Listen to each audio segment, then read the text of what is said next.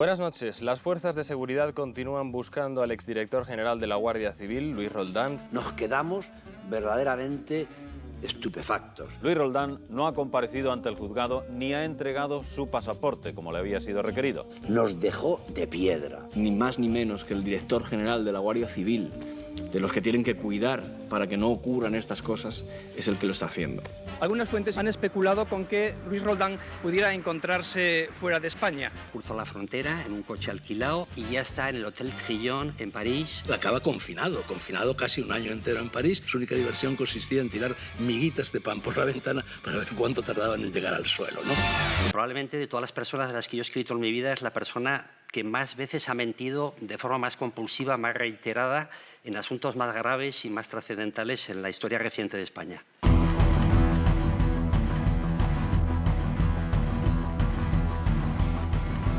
Ya no es que te acerques al poder con una mentalidad de hacer el bien, ¿no?, de servicio público, sino que está la picaresca, que está quiero acercarme al poder para que me corrompa.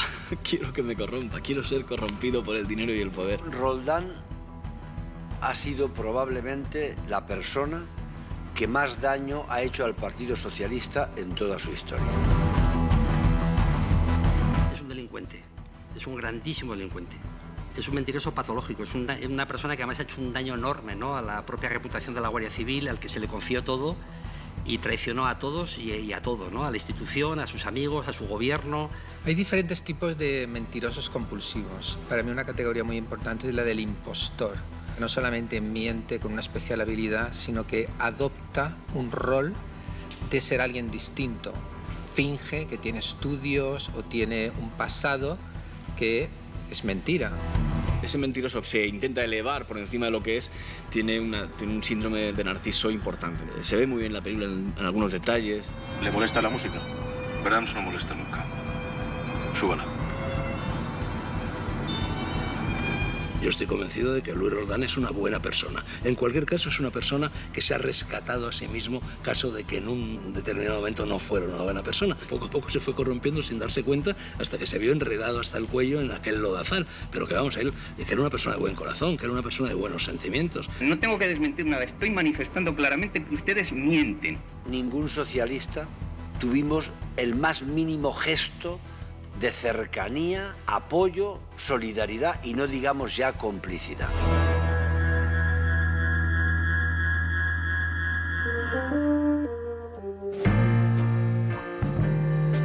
Luis Roldán nació en Zaragoza, su padre era un taxista, un honrado trabajador. Siempre era muy aficionado a la música y muy aficionado también a la lectura, que le había inculcado su madre en los años de la infancia y los años de la adolescencia. En el caso de los impostores, la mentira es necesaria para tú forjar esta nueva identidad porque no te gusta cómo eras. Ya en la propia guía de teléfonos de Zaragoza se presenta como ingeniero y como economista. Te construyes una nueva identidad que es la que tú anhelas como ideal, con éxito. Y hay gente que por miedo cree de una manera apasionada en sus mentiras como forma de sustentar la nueva identidad. Luis Roldán se casó con una señora de un pueblecito de Aragón que se llama Erla, creo que se dedicaba a la costura. Era una mujer humilde, una buena persona. ¿Cómo empatizas con alguien así? Pues hay una cosa que muy poca gente a lo mejor conoce, es que se le muere un hijo con 18 años, creo, en un accidente de moto. Eso te rompe la base por algún lado, eso te martillea por algún sitio, evidentemente. Perturban la convivencia pacífica de todos los navarros. Y posteriormente entró en el mundo sindical, se hizo delegado de UGT y ya a través de UGT dio el salto a la política como concejal socialista del Ayuntamiento de Zaragoza. A comienzos de 1976 se inscribe en la UGT y en el PSOE. Un año después es ya miembro de la Ejecutiva Provincial Zaragozana para terminar siendo concejal y teniente de alcalde. Una persona de unos orígenes humildes y es afiliarse a un partido X y empezar un ascenso meteórico. La ascensión de Luis Roldán se produce en el momento más o menos casi coincidente cuando Felipe González gana las elecciones, un miembro del Partido Socialista en Zaragoza que dice, bueno, aquí tenemos este chico que apunta maneras. Entonces realmente ahí hace falta un esfuerzo de gestión y también un esfuerzo inversor. Había un texto que viene en el libro de Dragó, los consejos de su padre para meterse en política, que es que dice: Luis, hijo, no te metas en problemas. Y yo le respondí ingenuamente: hombre, papá, es que España tiene que ser como Francia, como Alemania, como Inglaterra, una democracia. Y él me contestó: porque quienes viven aquí son los españoles. Está en nuestro ADN, somos los creadores de la picaresca, de Sancho Panza, de Rinconete y Cortadillo, de Lazarillo, de... A Luis Roldán lo conocí y lo traté durante muchísimos años. Lo conocí en Pamplona cuando lo nombraron delegado del gobierno en Navarra.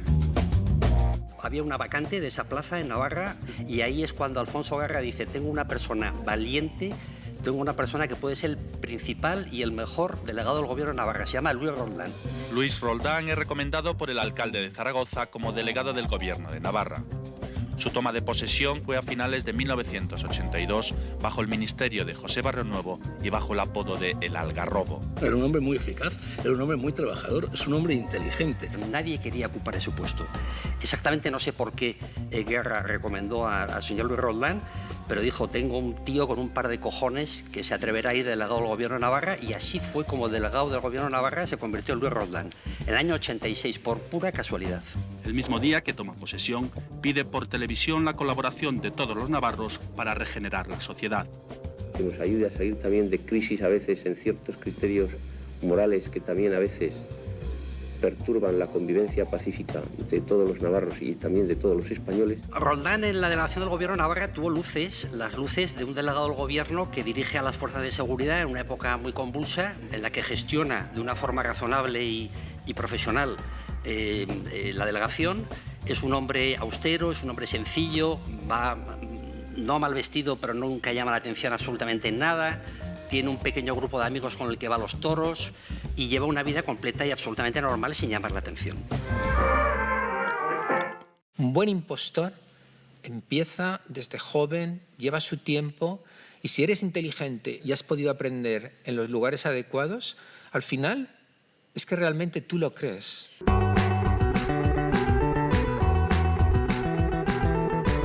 La corrupción de Luis Roldán se produce porque un buen día aparece un enviado del Ministerio del Interior, pero bueno, un enviado de un altísimo cargo, y le larga un sobre. En el punto de mira de Roldán estarían también los que en su camino ascendente al poder han quedado prendidos en sus redes, los que pagaron y cobraron comisiones.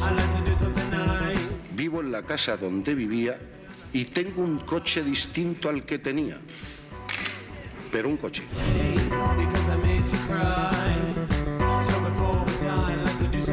No tengo ni más casas ni más cosas. No era lo mismo ser gobernador civil en Cuenca que ser gobernador civil en Pamplona en los años de plomo, que estaba sometido, bueno, a un estrés formidable, un estrés fúnebre, por así decir, tremendo. Y entonces recibían remuneraciones a cargo, bueno, pues de ese fondo de reptiles se llamaba entonces, y Luis Roldán lo dice: ¿y esto por qué? Y entonces la persona que se lo da le dice: no seas gilipollas, Luisito, que aquí lo hace todo el mundo. Y bueno, acaba cogiéndolo. Y claro, ya ha dado el primer paso, y entonces ya se ve involucrado, y ya el segundo sobre, en vez de 10 millones, son 15, los que sean, y el tercero que llega 4 meses después, y ya cada vez más dinero, cada vez más dinero, cada vez más dinero. Y así de repente Luis Roldán, que no era un criminal nato, que no tenía una vocación de birlar fondos públicos, poco a poco se ve implicado hasta el cuello.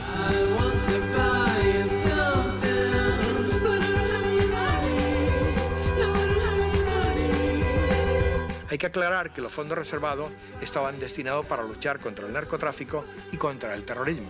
Pero sin embargo los altos cargos lo cogían porque se planteaban que el día de mañana, cuando no estuvieran en política, ellos tenían que llevarse de alguna forma una indemnización, que eran 5 millones de pesetas de la época todos los años.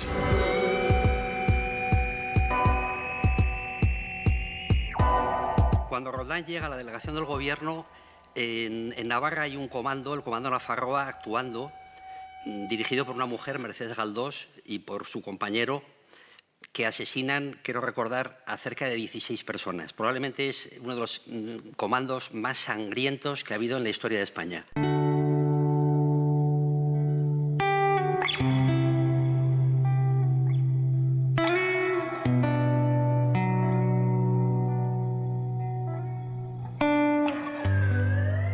Poco después de las 7 de la tarde, un coche bomba cargado con unos 70 kilos de amonal hacía explosión en el patio de la casa cuartel de la Guardia Civil.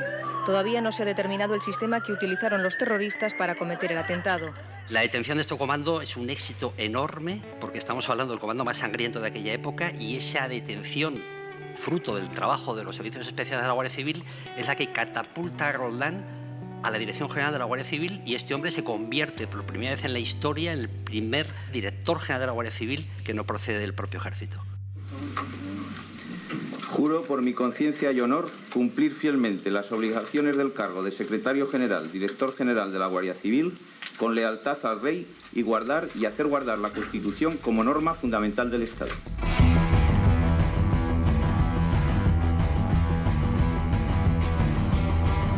Ese primer plano, la presentación de Roldán subiendo las escaleras saludando a la Guardia Civil, mirando a cámara con ese gesto tan poderoso. Aquí estamos hablando de alguien que presidió la institución de la Guardia Civil, de alguien que desayunaba con ministros, con presidentes del gobierno. Ahí tienes que ser inteligente, sin duda. Yo y otros compañeros que hacíamos interior en Madrid, en los medios más importantes de la época, contribuimos a crear una imagen magnífica de Luis Roldán, como una persona austera, sencilla, trabajadora, porque la Guardia Civil en aquella época tuvo unos éxitos enormes. El director general de la Guardia Civil, Luis Roldán, que se había desplazado hasta Zaragoza nada más conocer la noticia, señalaba que todos los finales de las bandas terroristas se caracterizan por su crueldad. La Guardia Civil, a Luis Roldán, se le aprecia mucho. E incluso muchos guardias civiles, algunos de ellos, en fin, cargos importantes, me han dicho que el mejor director general de la Guardia Civil que ha habido, desde el punto de vista estricto del funcionamiento de la Guardia Civil, era precisamente Luis Roldán. ETA no está dormida, es decir, nosotros somos conscientes de que tiene una capacidad efectivamente mermada como consecuencia de las actuaciones brillantes que han tenido los cuerpos de seguridad del Estado.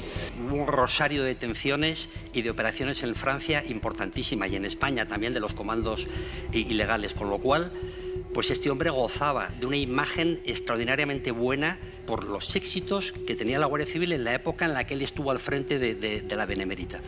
El desmantelamiento de la cúpula etarra de Vidar fue el mayor éxito de Luis Roldán en su etapa al frente de la Guardia Civil. Los funerales por los agentes asesinados, seguramente los momentos peores. Has de tener una gran ambición y has de saber manejarte dentro de las claves de lo que es el poder, las instituciones, etc. Y tienes que adaptarte muy rápido. Es decir, tienes que ser un virtuoso, y eso tienes que hacerlo desde joven. Tiene la suerte de encontrar a una mujer con la que mantiene una relación muy importante durante varios años, que es Elisa Rodríguez. Llegan incluso a vivir juntos en una casa en Aravaca, una casa de 300 metros magnífica, donde Roldán se hace construir ya una enorme caja fuerte que tienen que trasladar hasta 8 obreros, en la que se empieza ya a esconder parte del dinero de fondos reservados que empieza a robar este señor. E incluso la propia Elisa llega a ingresar decenas de cheques de fondos reservados en la sucursal de BBVA, donde se blanquea el dinero durante años y donde toda la trama esconde grandes cantidades de dinero. Roldán tiene el detalle con Elisa de regalarle esta casa de Aravaca, de Madrid, y iniciar una nueva relación con su tercera y principal mujer, que es Blanca Rodríguez Porto. Una campaña de prevención cardiovascular para hacerla con la Dirección General de la Policía en este otoño, y más adelante integrarnos en la campaña de alcoholismo que va a hacer el Ministerio de Sanidad. Una gallega con la cual y de la mano de la cual pues ya empieza a imbuirse en el mundo de las comisiones ilegales y de la delincuencia organizada con otra serie de personas. En esa primera encuentro con Paesa, prácticamente hay un momento que la deja hablar a ella, porque sabe que él puede impostar cierta fuerza, pero ella no la tiene que impostar, ella la tiene. Julián dice que se lleva bien con el dinero. En todas las relaciones tenemos nuestros momentos. ¿Y en qué momento se encuentra? Depende de para qué. Imagínese que tiene que salvar una cuenta que corre peligro. ¿Dónde está esa cuenta? Suiza. Estaba la parte oculta, la trastienda que descubrimos nosotros de un personaje corrupto absolutamente indecente, que no puso límites y que robó tanto de las comisiones ilegales como de los fondos reservados desde los primeros días en que llegó al despacho de la Dirección General de la Guardia Civil. Lo bueno que tiene el impostor es que permite ver las grietas del sistema, las grietas de las relaciones interpersonales y aprovecharse, y se cuela por las grietas. El camino duro es haciendo el agujero, ¿verdad? Cuando tú te metes por las grietas, haces trampa, ¿verdad? Porque vas sorteando las diferentes rocas por los pequeños agujeritos, y eso es lo que hace un impostor. La investigación surge hacia la primavera del año 93, un fin de semana que yo estoy en Zaragoza con mi mujer, una persona que no pertenece ni a las fuerzas de seguridad del Estado ni a la política. Me comenta que Roldán se ha separado de su mujer y le ha dejado un patrimonio de 500 millones. Tú lo que tienes que hacer es investigar a Luis Roldán. A partir de ahí empecé a tocar a gente, a hacer llamadas, a consultar a fuentes. Pasa el verano y entre octubre y noviembre, en una serie de viajes que hago a Pamplona y a Zaragoza a ver a distintas fuentes, encuentro lo que es el tronco principal del caso Roldán, que es una sociedad secreta que se llamaba Europe Capital. Europe Capital era una sociedad patrimonial que tenía 50 millones de pesetas, en las que figuraba el señor Roldán y su mujer, Blanca Rodríguez Porto, y como administrador un señor que se llama Jorge Esparza Martín. Empecé a indagar, empecé a buscar y de pronto descubro que Jorge Esparza Martín es nada más y nada menos que el director comercial de Ugarte, la gran constructora de los años 80 en España. Jorge Esparza es un personaje absolutamente principal, novelesco y clave en esta historia. Conoce a Luis Roldán porque Luis Roldán ya es concejal y a partir de ahí hacer un contacto y hacer una amistad. El cerebro principal para el cobro de las comisiones es Jorge Esparza Martín. Un hombre aparentemente anodino, que vestía siempre con un abrigo cruzado marrón, con sus gafitas redondas y su contabilidad, es el que organiza absolutamente todo. Sin Jorge Esparza no hay caso Roldán. Anota todas y cada una de las comisiones que se cobran. El hombre que manejaba los negocios de Luis Roldán y directivo de una constructora que recibió numerosas adjudicaciones de la Guardia Civil. Me voy a Príncipe de Vergara, registro de la propiedad, pido propiedades de Luis Roldán y la máquina empieza a vomitar papel sin cesar y salen 8 pisos y varias fincas, pues aparece el rosario de propiedades de Luis Roldán a nombre de Europe Capital, una sociedad secreta que nadie conocía. 8 pisos y chales en toda España. Publicamos esta historia el 23 de noviembre de 1993, con un titular en Diario 16 a 5 columnas que ponía algo así como: el director general de la Guardia Civil tiene un patrimonio de 400 millones. Yo no sé lo que robó, la cuantía, pero sí que fue el primero. Y era el director de un instituto tan benemérito como la Guardia Civil. Nos dejó de piedra. Nos quedamos verdaderamente estupefactos. Y en ese sentido, la reacción la notó el pueblo español.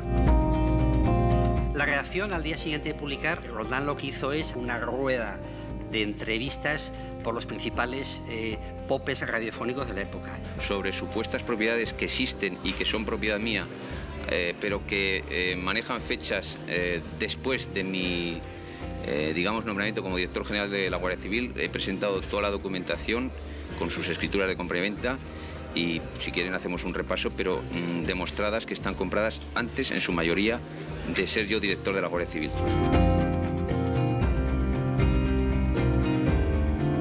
Descubrimos también que había falsificado su currículum tanto en el Ayuntamiento de Zaragoza como en la Delegación del Gobierno como en la Dirección General de la Guardia Civil y que no había sido nunca ni economista ni ingeniero. Él ve mucho más fácil fingir una titulación, fingir muchas cosas, porque ese camino a él le ofrece seguridad. Él es bueno engañando, él es bueno mintiendo. No le estoy desmintiendo la noticia, estoy diciendo que ustedes mienten. ¿Qué información me hace desmentir? No, que no le estoy desmintiendo, le estoy diciendo que ustedes mienten, que es muy distinto. O sea, no tengo que desmentir nada, estoy manifestando claramente que ustedes mienten. Fueron momentos gravísimos, porque aunque probablemente en la cuantía no son comparables a otras golferías posteriores, pero Roldán fue el primero. Comisiones de hasta un 5% del total de la obra contratada. Así, Roldán se pudo embolsar más de 700 millones de pesetas. Le tienes demonizado realmente como es el padre de la corrupción, por lo menos de la era democrática de este país, ¿no? Y era el jefe de los guardias, que también tiene mucha fuerza, ¿no? Nos quedamos verdaderamente en estado de catalepsia. Yo lo que más recordaba de Roldán, yo tendría 13, 14 años cuando ocurre el caso, en mi tierra natal, en Murcia, las pintadas que eran Roldán ladrón, porque son las mismas letras, es un anagrama. Eso no había quien lo metabolizara. Y el Partido Socialista no estaba acostumbrado a metabolizarlo, y Felipe González se le quedó cara de sorpresa. Luis Roldán, que yo he conocido y con el que yo he tratado y con el que de alguna manera he convivido, no tiene nada que ver con el Luis Roldán que yo veo reflejado en los últimos días en los periódicos. Yo solo hacía lo que hace todo el mundo. Para mí esa frase, cuando la leo, digo, aquí está el personaje. Nuestra publicación sobre el caso de Luis Roldán coincidió por mera casualidad con el cese días anteriores de José Luis Corcuera como ministro del Interior. En esa coincidencia en el tiempo se convocó una rueda de prensa en el Ministerio del Interior en la que este señor Corcuera anunció su cese, y ese mismo día, cuando todos los periodistas le preguntaron sobre su director general de la Guardia Civil y el patrimonio que había desvelado día 16, la respuesta que dio José Luis Corcuera fue la siguiente: Roldán es un hombre cabal y su patrimonio es inferior al de miles de españoles.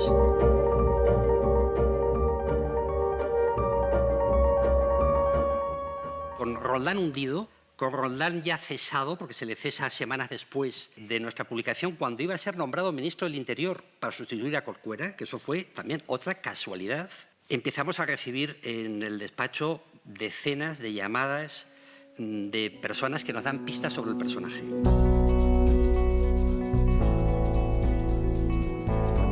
Descubrimos la magnífica casa en San Bartholomew.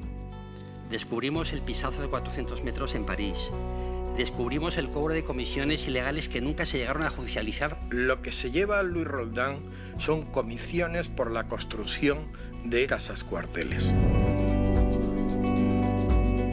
Lo típico y tópico, desgraciadamente, que ocurría en aquella época es que los constructores le daban una comisión a aquellas personas que facilitaban la posibilidad de generar o construir determinadas cuestiones.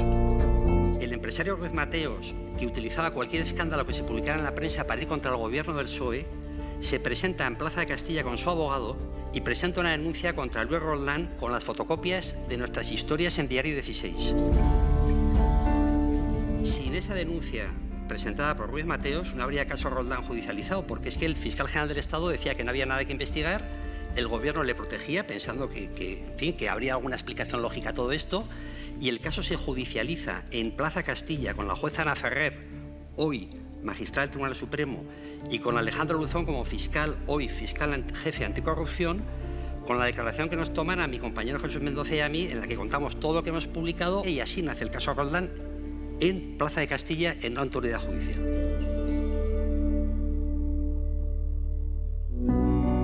Él va ganando tiempo con Asunción, va ganando tiempo con el propio gobierno, con los pocos amigos que le quedan para intentar explicar lo que está pasando. Julián San Cristóbal fue secretario de Estado del Ministerio del Interior, y en aquella época ya San Cristóbal está fuera de la política y ya se ha convertido en un hombre de negocios que se maneja muy bien por el mundo, que tiene muchos contactos y que es la gran ayuda para Roldán. Roldán entra en una crisis personal brutal, que nos cuenta Julián San Cristóbal en off, han pasado muchos años y lo puedo contar ahora, diciéndonos que su hijo le ha llamado a su casa diciendo que Roldán se quiere suicidar. Navidades, enero del 94, han pasado unas semanas y ya lo han cesado. Dice que tiene una pistola en su casa, que no lleva sin afeitarse 15 días, que no se viste, que está absolutamente deprimido, que por favor le ayuden. San Cristóbal acude en su casa, se entrevista con él, le convence de que le va a ayudar. Roldán le cuenta algunas de las cosas que tiene por ahí escondidas y le dice: no te preocupes, te voy a buscar una persona que te va a ayudar, que es Francisco Paesa. Creo que es el 24 de abril del 1994, tiene una entrevista con Manuel Cobo del Rosal, abogado de Paesa, y Cobo del Rosal le pone las cartas sobre la mesa y le dice: los delitos que tienes son gravísimos, te puede quedar una condena superior a 30 años, te aconsejo que huyas. Está desaparecido varios días. Asunción se empieza a poner muy nervioso porque no sabe dónde está. No sé dónde está exactamente, pero me puedo enterar, seguramente sin ninguna dificultad. Por lo tanto, no creo que pueda generarse ninguna alarma. Consigue hablar con él por teléfono el jueves. Antoni, tranquilo. Podéis citarme cuando queráis, no me voy a mover de Madrid. Oye, mañana tienes que venir a declarar a Plaza Castilla. Y al día siguiente Blanca aparece sola a declarar en Plaza Castilla ante una nube de fotógrafos y les dice que su marido está enfermo, que va a acudir a declarar, que se va a presentar a la justicia. Su marido ya ha huido 24 horas antes, ha cruzado la frontera en un coche alquilado, ha dicho a sus escoltas que descansen y ya está en el Hotel Crillon en París preparando su fuga de la mano de Francisco Paesa. Muy buenas tardes. Hace apenas una hora, la jueza Ana Ferrer ha dictado orden de detención contra el exdirector general de la Guardia Civil. Un caso que mantiene en vilo a toda la opinión pública en general y a la autoridad competente en particular. Luis Roldán pudiera encontrarse fuera de España, porque las fuerzas de seguridad que le buscan no han podido encontrarle en ninguno de sus domicilios conocidos.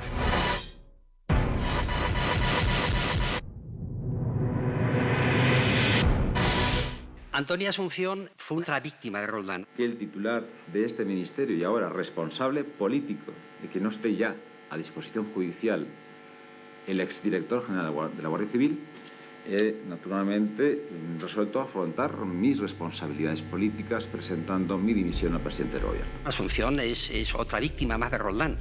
Y lo es durante todo el tiempo que dura este proceso hasta que huye. En el momento de su huida, el exdirector general se habría llevado 700 millones de pesetas en efectivo, varios miles de dólares y cheques de viajes. Una vez que Luis Roldán desaparece, lógicamente nos ponemos a trabajar y a investigar y a ver teóricamente dónde, cuándo y cómo podía haber desaparecido y dónde podía estar. Las primeras pesquisas se centran en el entorno familiar del exdirector de la Guardia Civil. La búsqueda continúa en el Cono Sur, Chile, Uruguay y Argentina. En Siria, la policía recibe la confidencia, más tarde desmentida, de que Roldán se oculta en el palacio del presidente. Fue otra pista infructuosa. Llegamos a la conclusión que podía estar en un determinado sitio y protegido por una determinada persona, a la cual le hicimos llegar un aviso o una nota en la que le decíamos que había dos posibilidades: que contábamos dónde estaba o que nos veíamos y teníamos una entrevista. Y en París fue donde hicimos la entrevista. La cita con Luis Roldán tuvo lugar en un hotel llamado Hotel Mariñán, en la habitación 208. En aquella habitación habían 4 personas: mi ex socio, el señor Francisco Paesa, Luis Roldán y un servidor. Tengo dos alternativas: o pegarme un tiro o tirar del amante y contar toda la verdad. Veía perfectamente a ese hombre que había sido el director de 60.000 guardias civiles jugueteando con una funda de unas gafas Cartier y cómo en un momento determinado ese hombre que había sido el más del más en lo que era la seguridad del Estado, comenzaba a llorar y en un momento determinado dejo mis cámaras, me acerco al baño y le traigo papel para que se pueda secar las lágrimas. Esa imagen es un elemento que nunca lo olvidaré y que se ve perfectamente en la portada del diario El Mundo. El Mundo publica la entrevista y el mensaje de Roldán pues es el de siempre: la mentira compulsiva. En la larga entrevista que hoy publica El Mundo, Luis Roldán hace veladas acusaciones contra Corcuera y Vera y sugiere que cobraban cantidades superiores a las declaradas cuando afirma que los dos tenían ingresos parecidos a los que recibía el propio Roldán. No he cobrado comisiones ilegales, que es lo que venían denunciando en Diario 16. Todos son fondos reservados que me han dado a mí y a otros. No soy el único, hemos cobrado todos. Mis títulos no son falsos, soy economista y soy ingeniero. En el caso de Vera es especialmente tajante. Me sorprendió mucho oír al señor Vera decir que no se comparase conmigo. Supongo que no sé si se refería a la cantidad o al testaferro. El personaje principal es Francisco Paesa, que lo organiza todo este tinglao. Buenos días. Buenos días. Cuando el inicio de ese confinamiento al que le somete Paesa con el único objetivo de debilitarle mentalmente para que al final suelte la pasta y suelte el famoso maletín con los papeles que él arrastra. Le he hecho una lista de películas y otra de novelas para que me las consiga. Ahí tiene. Paesa se queda diciendo, wow, esto no va a ser cosa de un mes. A este tío para doblegarle voy a tener que tenerle aquí un buen rato, voy a tener que utilizar muchas más armas. Tengo que aprovechar el tiempo. Cae en manos de Paesa, en fin, que es el protagonista, el coprotagonista en sombras de esta historia. Acaba confinado casi un año entero en París, pero en un apartamento altísimo, en circunstancias verdaderamente penosas, donde su única diversión era desde un 9º piso o algo así donde estaba, sin salir nunca del apartamento. Su única diversión consistía en tirar miguitas de pan por la ventana para ver cuánto tardaban en llegar al suelo, ¿no? Y él, a todo esto, se está derrumbando su mundo entero. Yo solo hice lo que hace todo el mundo.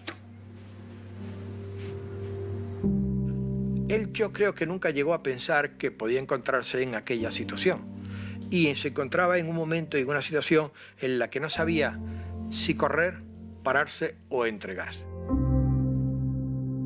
Y ahí es donde interviene luego el personaje de Francisco Paesa, que utiliza como un muñeco roto al propio Roldán para aprovecharse de las debilidades y sacar un rendimiento económico. De pronto, 2 o 3 meses después de que destapáramos la historia, llega un embargo a un juzgado de Madrid de una compañía argentina, Compañía General de Mandas, que embarga todos los bienes de Roldán. Las 8 casas que habíamos sacado. ¡Qué casualidad! Era un embargo ficticio. Nosotros lo descubrimos, lo publicamos y la jueza de Plaza Castilla, Ana Ferrer, embarga todos los bienes. Pues esa compañía argentina, curiosamente, también embarga posteriormente las 2 joyas de la corona.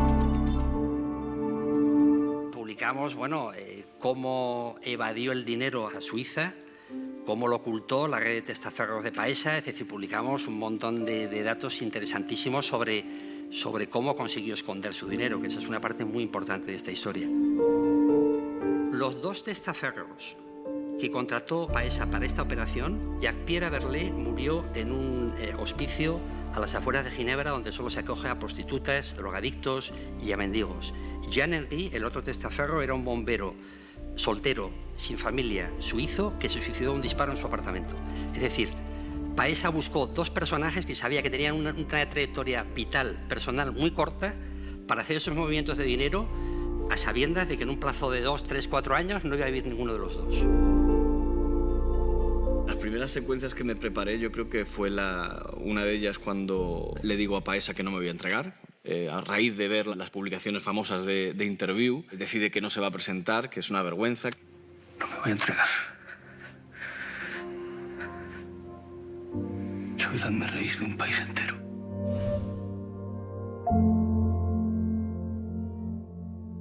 Hubo un reportaje que publicó Interview en la cual se veía a Luis Roldán, en fin, a la mujer con la que en aquel momento tenía amoríos, y a un par de parejas, amigos suyos, que estaban todos más o menos en paños menores, concretamente Luis Roldán en calzoncillos, y que había sobre la mesa pues algo que parecía cocaína. Y allí era blanquito y tal. Y allí estalla el mito, porque Luis Roldán es, vamos, por definición, por idiosincrasia, es absolutamente incapaz de drogarse.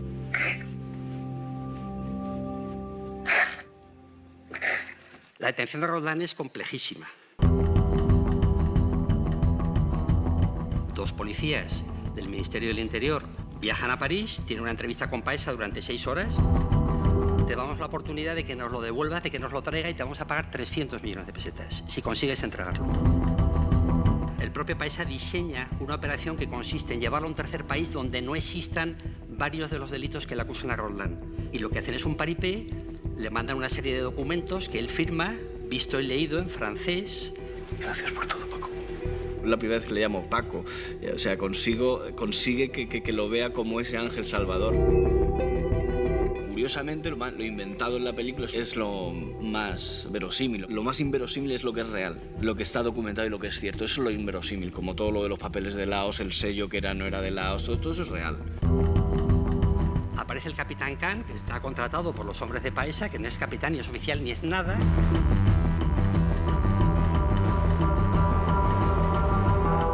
Y entonces lo único que hace la policía es acudir a Bangkok a recoger el paquete, que es Luis Roldán, que llega con esa gabardina negra que le han entregado, los documentos que ha firmado visto y leído pensando que es un tratado de extradición administrativo legal, que es falso, porque todos los documentos son falsos.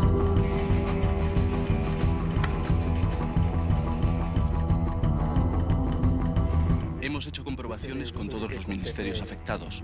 No hemos encontrado ningún rastro de su presencia en Laos. Con ese documento del gobierno de Laos, envío a la policía, a detenerlo y traerlo a España, o lo dejo en Laos. El señor Belloc, ministro de Justicia e Interior de España, ha engañado una vez, ha engañado 2 veces y no ha engañado 3 veces porque no ha hablado 3 veces todavía. Y cuando llega aquí a Madrid y lo traslada a Plaza Castilla, la jueza Ana Ferrer le lee 7 delitos y no 2. Lo meten en prisión y la conclusión es que primero 27 años de cárcel, la audiencia provincial, luego él recurre y le sube el Supremo a 31 años de prisión. La mayor condena que ha tenido un funcionario público en la historia reciente de España.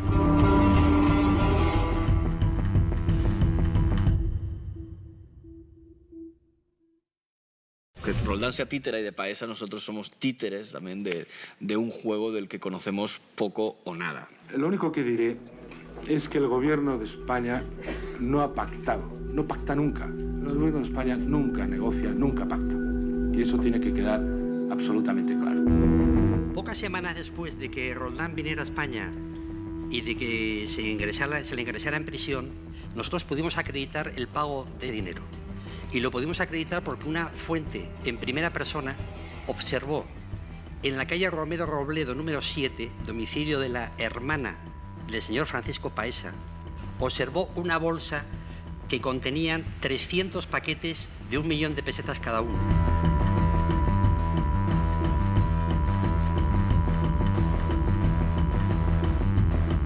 El traficante de armas y antiguo diplomático es otro cabo en la madeja que conduce finalmente al paradero de Roldán. Francisco Paesa comienza a trabajar a partir del año 1982 con el Ministerio del Interior.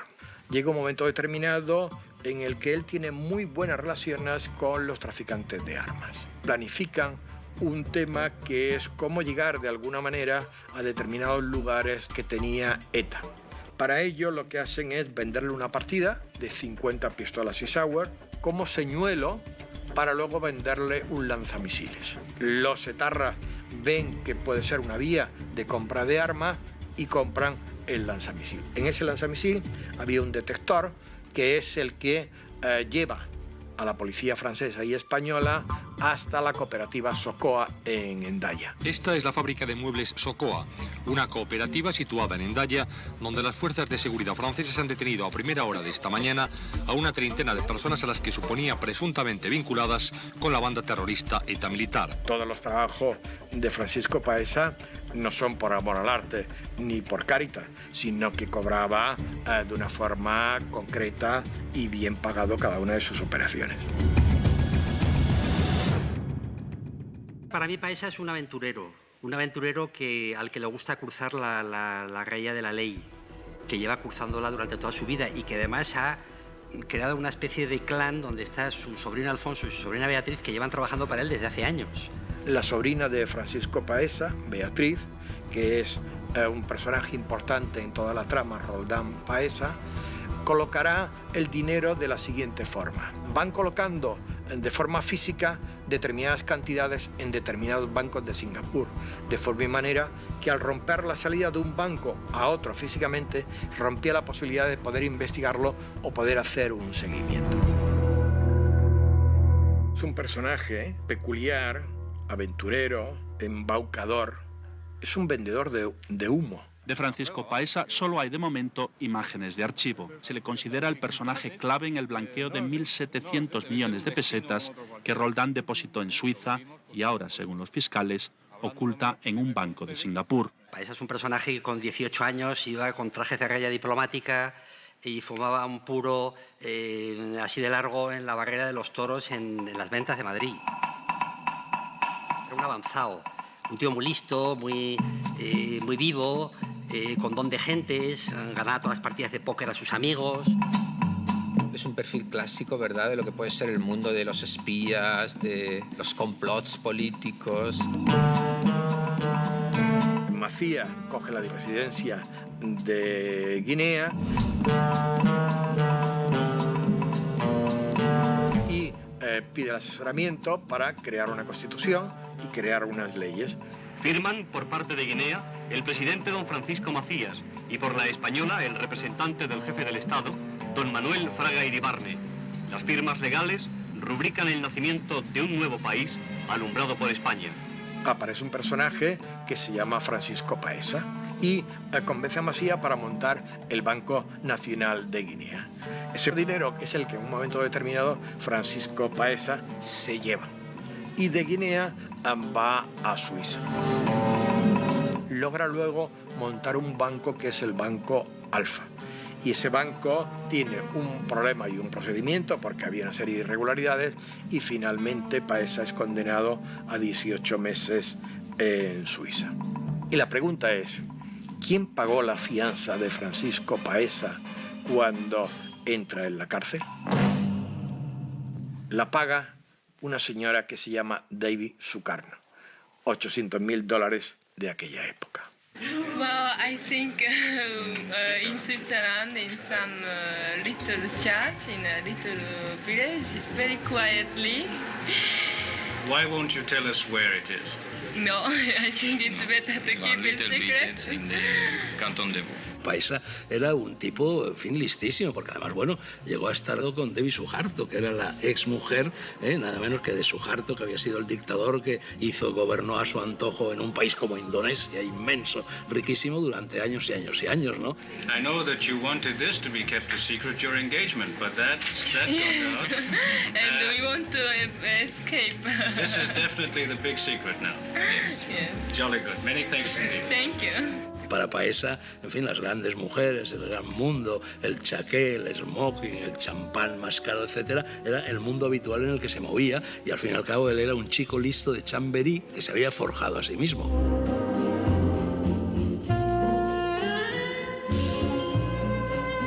Los personajes de Graham Greene, de John le Carré y de tantos otros los han descrito muy bien. No todo el mundo sirve para eso, tienes que tener nervios de acero, has de ser también, efectivamente, capaz de representar también un rol, hay una parte ahí de impostor. Nadie sabe quién es Paesa, ni a día de hoy. Ni a día de hoy, salvo 2 o 3 personas, pocos conocen qué hay detrás de ese personaje, ¿no? que publica su propia muerte en el país. Consigue inventarse la historia por la cual en un encontronazo allí en la frontera, balas perdidas, francotiradores, maquisar, qué sé yo, se inventa su muerte que aparece en el país y se celebra una misa. Un personaje literariamente extraordinario, que no se le ha explotado lo suficiente, aunque se ha hecho una película sobre él y se han escrito también algunos libros sobre él. La última que yo descubrí de Paesa, en Luxemburgo hace unos años, había estafado a un señor ruso que ahora vive en Londres, que compró el periódico Independent, multimillonario, y le había hecho una envolvente de estas suyas y se había apoderado 10 millones de euros. Y yo hablé con el ruso una vez por teléfono y me dijo, a mí el dinero no me importa, es la primera vez en mi vida que alguien me engaña. Ese es Francisco Paesa. A mí me echan todos los muertos y yo no tengo nada que ver, vamos. Si tú algún día ves un cipo de oro y un paquete de cigarrillos Benson, hemos de pensar o tenemos que pensar que Francisco Paesa no debe estar muy lejos.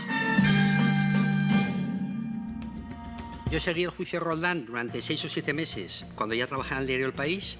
Lo seguí por interés personal porque era un caso en el que había dedicado 5 años de mi vida. Y luego seguí el juicio de Gabriel Garburio y Antonio Aragón en Pamplona. Uno de los delitos de Roldán fue la estafa. La estafa a varias constructoras que construían la autovía de Navarra entre Pamplona y San Sebastián, obra que ETA constituyó en un icono. 3 empresas de ámbito estatal tienen encomendada la ejecución de los 28 kilómetros de autovía al otro lado de la Muga, de la frontera interprovincial. Ofreció a 2 constructores una contravigilancia para garantizar su vida a constructores amenazados que fueron a decirle que renunciaban a continuar con la obra. Y él, en ese despacho oficial, con la bandera de España detrás, les ofreció una contravigilancia que no existió. Poco cabía pensar que fuera capaz de estafar a 2 empresarios de la autovía de Leizarán amenazados por ETA. Les cobró 100 millones por una contravigilancia tan indetectable que en realidad nunca existió. Y Roldán fue condenado por estafa por unos hechos gravísimos. extraordinariamente graves, porque hablamos de empresarios que estaban amenazados por ETA, que querían dejar la obra. Y ese señor les cobra por algo que no existe y se lleva el dinero. En fin, es incalificable.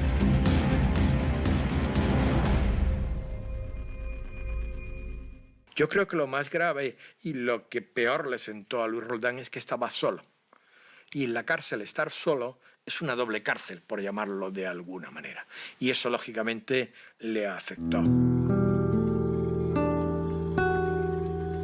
Un castigo quizá desproporcionado porque Luis Roldán se chupó el hombre nada menos que el mayor episodio de aislamiento penitenciario de toda la historia de España, en unas condiciones realmente penosas que lo condujeron al borde del suicidio. La inteligencia para desenvolverte no es un obstáculo para que tú, desde el punto de vista emocional, te encuentres hundido.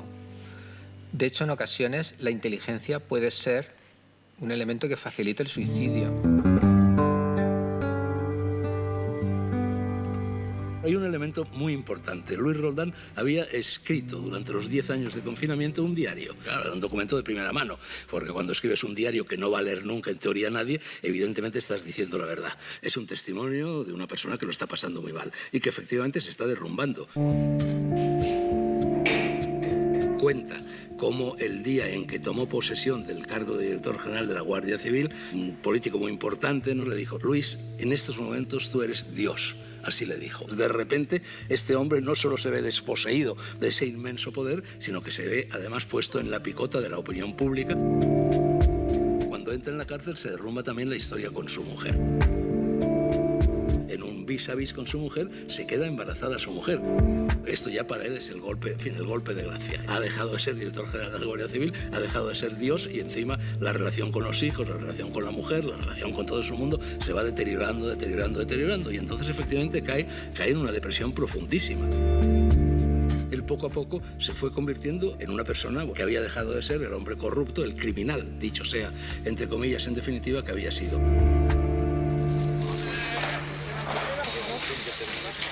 Desde ayer, Luis Roldán es un hombre libre. Estoy libre, estoy en libertad nada más. ¿Se va a ir de Zaragoza? No voy a ir de Zaragoza. No. Agarro el tren y me voy a ver a Luis Roldán a Zaragoza. ¿Y como con él? Me doy cuenta de que efectivamente el mal puede ser muy trivial a veces y que me estaba encontrando con un señor, bueno, que había llevado a cabo uno de los mayores fraudes colosales, de las mayores historias de corrupción de la historia de España, pero que al mismo tiempo en el trato, bueno, pues era una persona normal, era una persona, en fin, era incluso eso, demasiado normal, demasiado del montón. Ya no ha vuelto a hacer nada en el plano social, en el plano público, pero en fin, convertirse en un ciudadano respetable, en un señor normal. Entonces estamos negando esa posibilidad. Ha podido redimirse, ha podido rescatarse, como cualquier otro ser humano. Si negamos a un ser humano eso, estamos negando todo. Yo he pagado por lo que he hecho y otros no han pagado por lo que ha hecho. O sea, no quiero decir que yo he pagado, pago por lo que he hecho duramente y otros pues se han ido de rositas o de casi rositas. En definitiva, ya es un personaje juzgado. Cumplió una pena de las más duras, 10 años incomunicado. Según nuestras leyes, y si creemos en ellas, ese señor ha pagado su deuda con la sociedad. Dio el pistoletazo de salida a todo lo que estamos viviendo hoy en día, todos los casos de corrupción. Ahora mismo, 1.500 millones de pesetas, hasta que nos parece poco. Pero en su momento Roldán fue el primero que nos despertó de ese gran sueño de la democracia, ni más ni menos que el director general de la Guardia Civil, de los que tienen que cuidar para que no ocurran estas cosas, es el que lo está haciendo. Yo cada X años recuerdo que el dinero sigue sin aparecer. Indudablemente el dinero lo tiene Paesa. Todas las personas que conocen el caso Roldán bien, que lo han trabajado profesionalmente, todos coinciden en que Luis Roldán salvó su dinero.